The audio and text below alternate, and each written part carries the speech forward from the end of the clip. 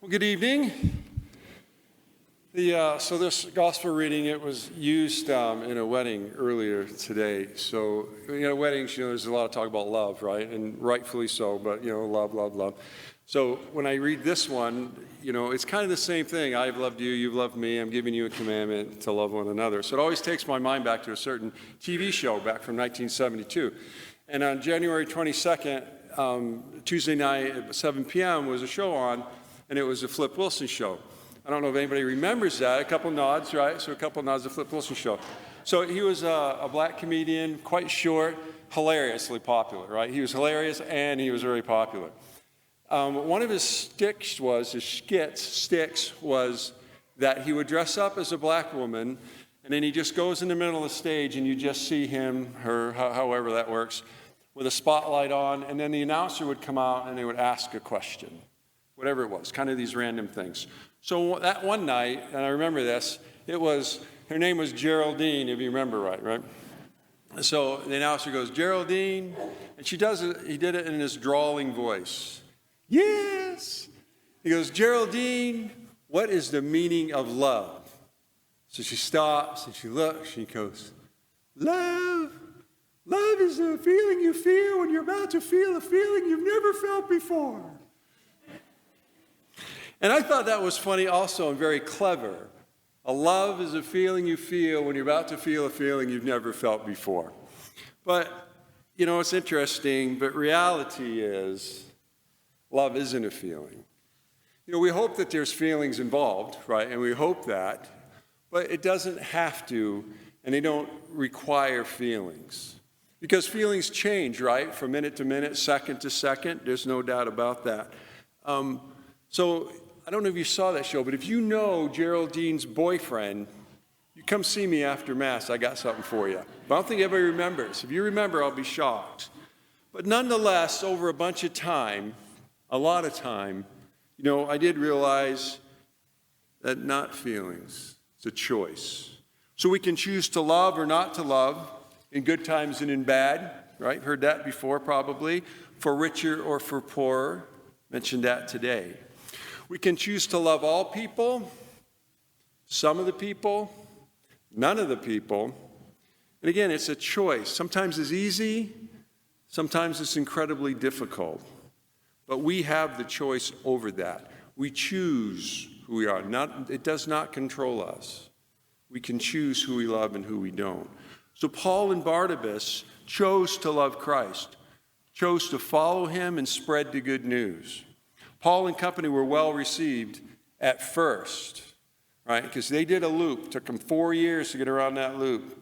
So they loved them at first, but then it started to change. And it seems like when we're challenged with something and we're held accountable, we have a tendency to push back.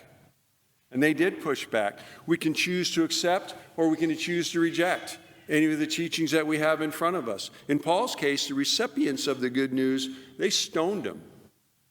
Now, I don't know if they didn't stone him enough or it was a miracle, but he lived through that and he continued to preach. He chose to continue to preach no matter what came his way.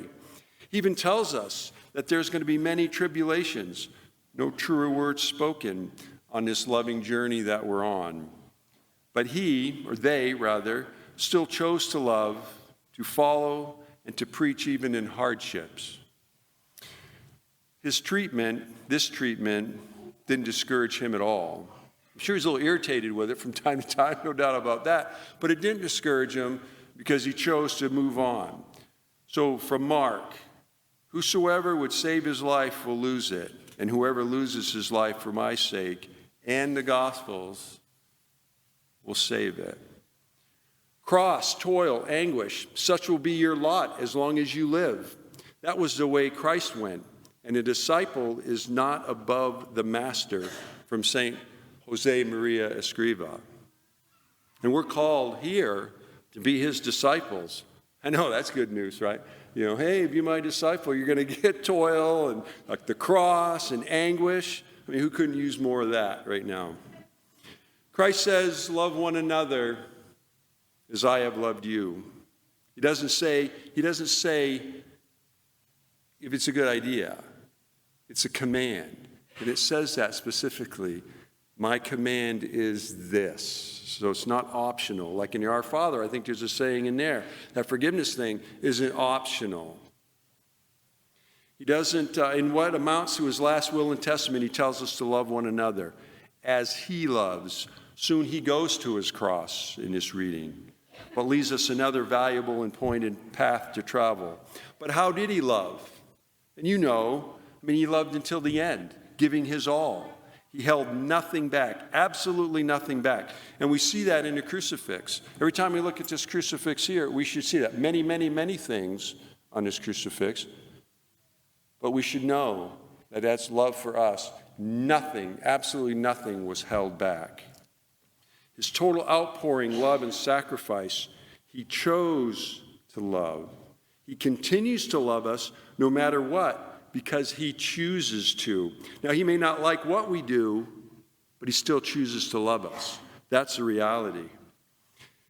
And today, earlier, we did talk about this too, and it's very pointed to me, and it's very powerful. Jesus is married to the church, and that's us. We are his bride to do everything that he's done on the cross for each other. He chose that. We are to imitate that and all it entails. For us, sometimes it's easy to die for someone than to live for them.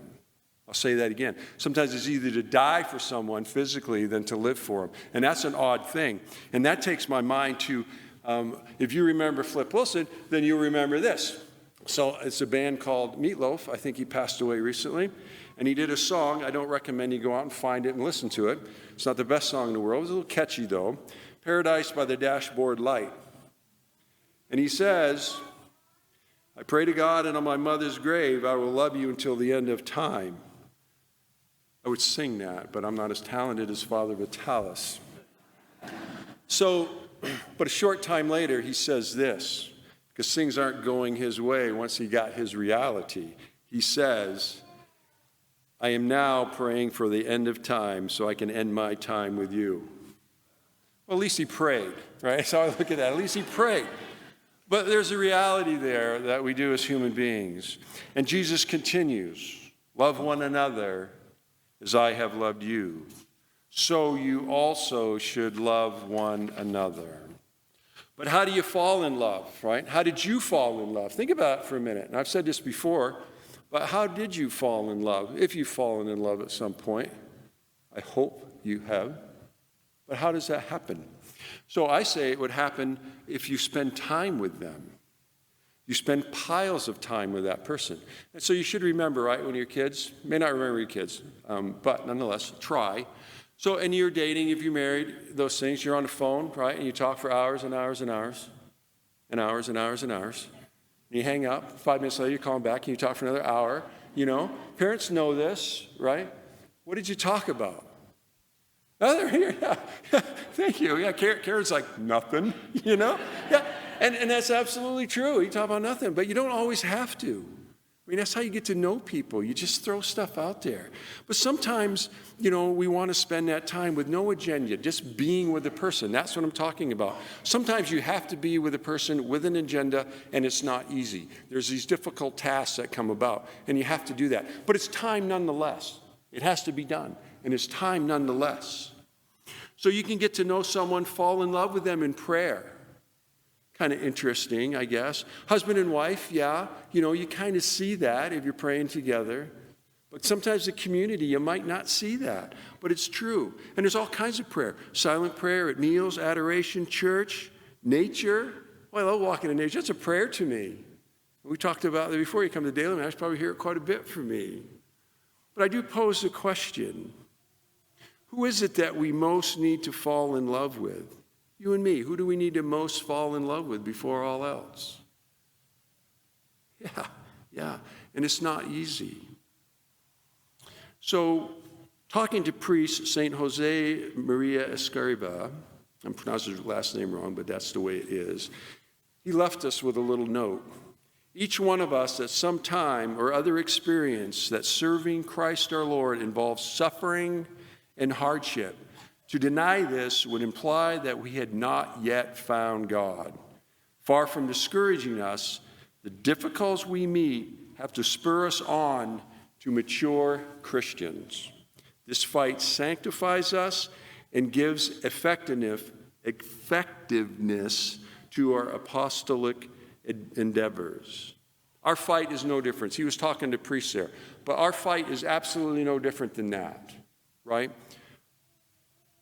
So what we need to do, you need to make the choice. You need to spend the time. Why? Because love is waiting. It may be waiting like this, or it may be waiting in the resurrection, but it waits nonetheless, and it will go on without you.